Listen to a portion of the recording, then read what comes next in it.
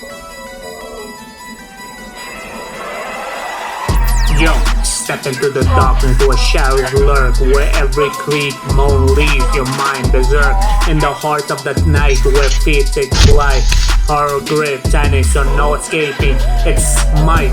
Haunted halls and with the echo with whispers untold, and chilling silence tales of our old from the deep of abyss where nightmares reside.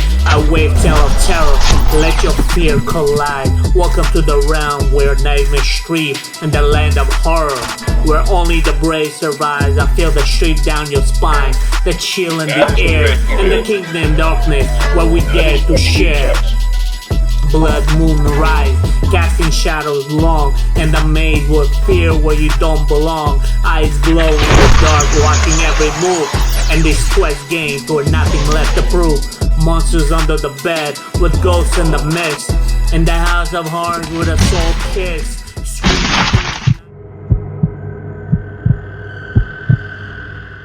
And the Uber driver. Is the quality of creepy where passenger learns that there is driver in the dark secret? I remember that. It's so unsettling how trust can turn into horror in just a few minutes.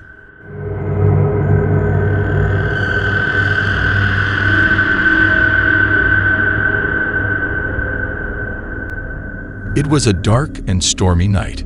Jake, an Uber driver, was looking for his last client of the day.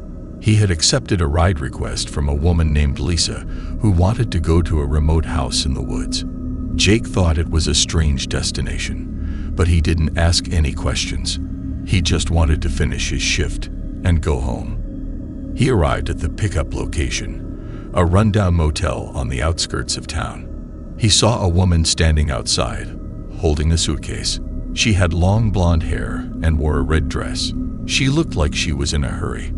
She got into the back seat of Jake's car and said, "Hi, I'm Lisa. Thanks for coming. Please drive fast. I don't want to be late." Jake nodded and started the car. He checked the GPS and saw that the house was about an hour away.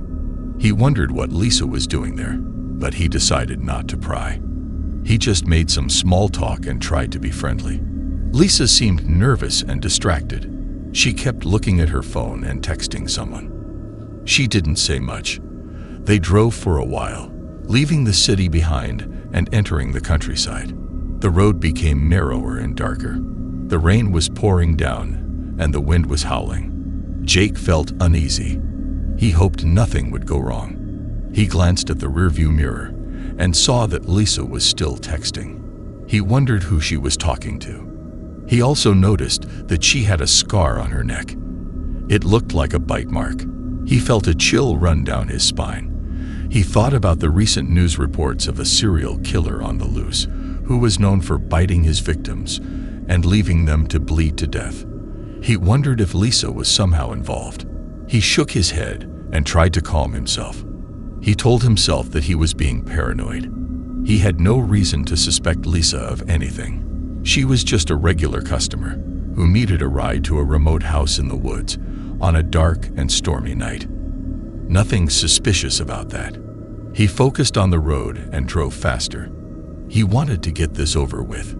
He checked the GPS and saw that they were almost there. He saw a sign that said private property, no trespassing. He followed a dirt road that led to a large wooden gate. He stopped the car and pressed a button on the intercom. "Hello," a voice said. "Hi, this is Jake, the Uber driver. I have Lisa with me. She said you were expecting her." There was a pause. Then the voice said, Yes, of course. Come in. The gate is open." The gate swung open and Jake drove through. He saw a big house in the distance, surrounded by trees. It looked old and creepy. He felt a surge of fear. He wished he could turn back, but it was too late. He parked the car in front of the house and turned off the engine. He looked at Lisa and said, "Well, here we are. This is your destination." Lisa smiled and said, "Thank you, Jake. You've been very helpful. I appreciate it." She opened the door and got out of the car. She took her suitcase and walked towards the house. Jake watched her go. He felt a pang of curiosity. He wanted to know what she was doing there. He wanted to know who was waiting for her. He saw the front door of the house open, and a man stepped out. He was tall and thin, with dark hair and pale skin. He wore a black suit and a red tie. He looked like a businessman. He smiled and waved at Lisa. He said, "Hello, my dear. I've been expecting you."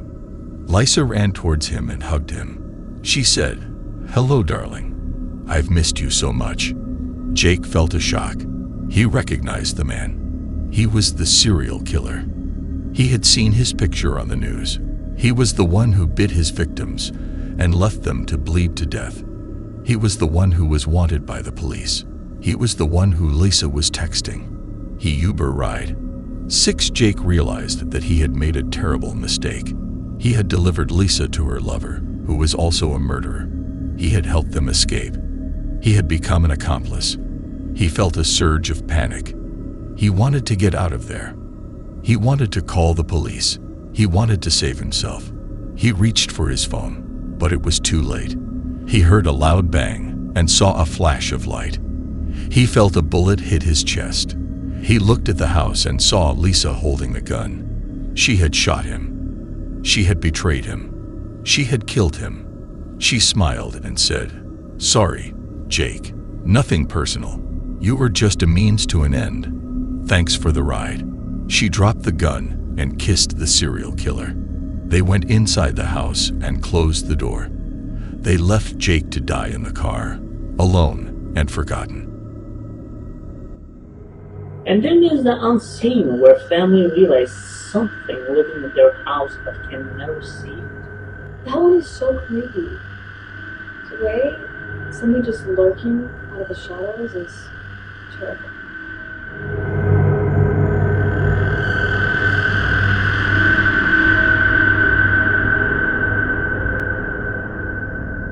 Even was a nature photographer who loved to explore new places and capture their beauty. He had heard of a remote forest in the Amazon that was untouched by human civilization and full of exotic wildlife. He decided to go there for his next adventure, hoping to find some rare and amazing shots. He packed his camera, his tent, his supplies, and his courage, and boarded a small plane that took him to the nearest town. From there, he hired a guide who agreed to take him to the edge of the forest, but no further. The guide warned him that the forest was dangerous and mysterious, and that many people who ventured into it never came back. Even shrugged off his fears and thanked him for his help. He set off into the forest, following a faint trail that soon disappeared.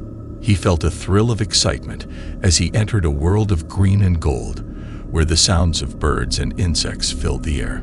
He snapped pictures of colorful flowers, curious monkeys, and graceful butterflies. He was amazed by the diversity and richness of life around him. He walked for hours, losing track of time and direction. He didn't care. He was having the time of his life. He felt like he was discovering a new planet, a hidden paradise. He wondered what else he would find, what secrets the forest would reveal to him. He came across a clearing where a small stream flowed. He decided to set up his tent there and rest for the night. He filtered some water from the stream and cooked some food on his portable stove. He ate his meal and reviewed his pictures, feeling satisfied and happy. He crawled into his tent and fell asleep, dreaming of the next day. He woke up to a loud noise, like a roar or a scream. He jolted up and grabbed his camera, thinking it might be a jaguar or a puma. He peeked outside his tent and saw nothing but darkness. He checked his watch and saw that it was 3 a.m. He wondered what could have made that sound, and if it was still nearby. He decided to go out and investigate, hoping to get a glimpse of the creature.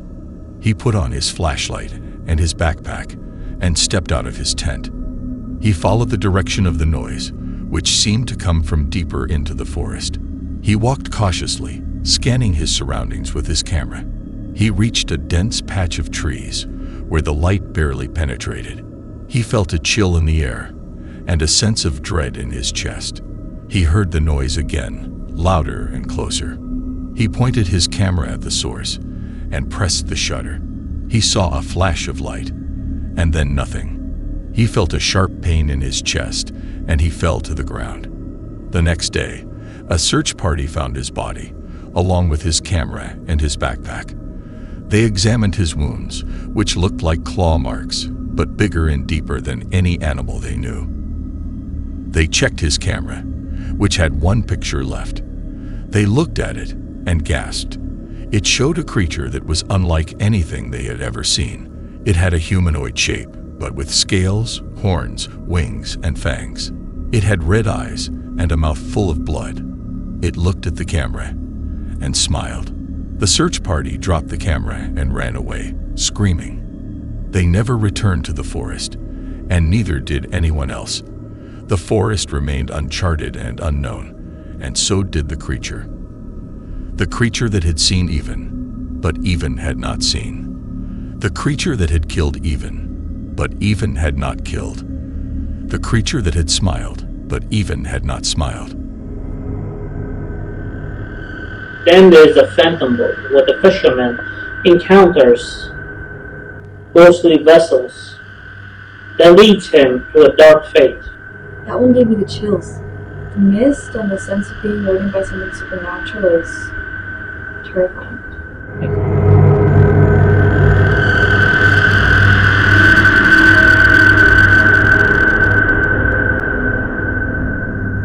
The town of Elmsworth had always been quiet, nestled beside the serene misty lake. However, its tranquility was shadowed by a chilling legend that few dared to speak of. One gloomy, rainy autumn morning, a local fisherman named Henry set out to the lake, hoping for a bountiful catch. As he anchored his boat near the center of the lake, he noticed another wooden boat gently swaying with the ripples, anchored not too far from him. It was odd, as he hadn't seen another soul that morning. The boat appeared old, its wood weathered, with remnants of once vibrant paint now chipped and faded. Curiosity piqued, Henry rowed closer. As he approached, he noticed something unsettling. The boat was empty, save for an old, tattered diary resting on one of the seats. Henry picked it up and began to skim through its pages. The entries were dated over a century ago and belonged to a woman named Clara. She wrote of her love for a man named Thomas and their secret meetings at Misty Lake. The final entry, however, was chilling. It read, "Tonight, Thomas and I will be together forever. The depths of Misty Lake will be our eternal embrace." Suddenly, a cold gust of wind blew, and the mist around Henry thickened. He could hear faint whispers, soft giggles, and the sound of two people murmuring sweet nothings. Panic surged through him as he realized he wasn't alone. The whispers grew louder, more desperate, and the water around him began to churn violently. Henry paddled away as fast as he could, leaving the phantom boat and its haunting whispers behind. By the time he reached the shore, the mysterious boat had vanished. Henry shared his eerie encounter with the townsfolk. Many dismissed it as a figment of his imagination, while others whispered that he had come face to face with the ghostly lovers of Misty Lake. To this day, on foggy autumn mornings, if you listen closely, you might hear the soft whispers of Clara and Thomas, forever bound to the depths of Misty Lake. And the Village of Darkness is just as chilling. It's about a village that disappears every night, taking its inhabitant with it. Oh, I love that one. The mystery and the fear of being trapped in a place that vanishes is so unsettling.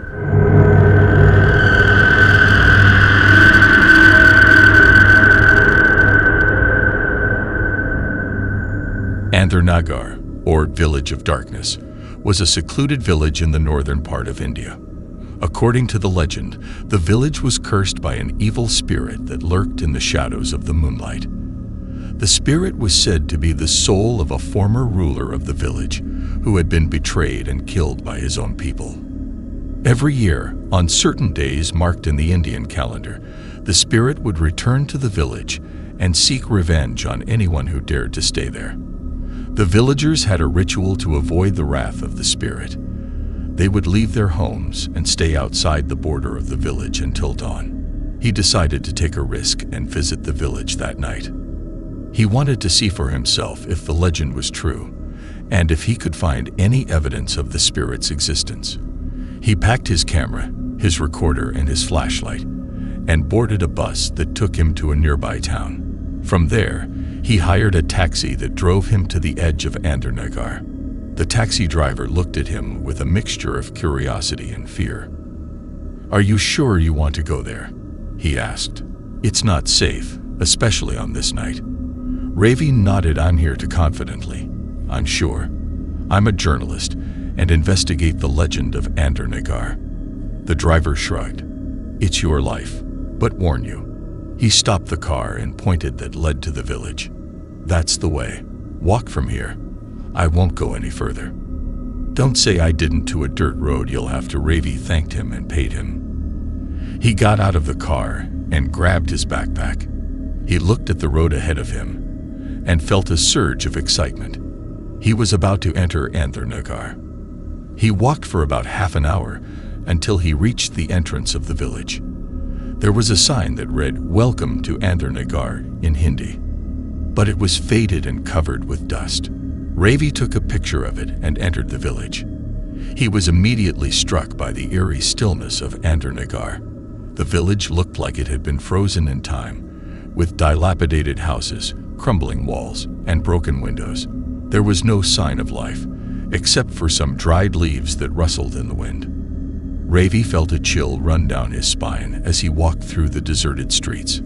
He decided to set up his camp in the center of the village, where there was a small square with a fountain that had long stopped working.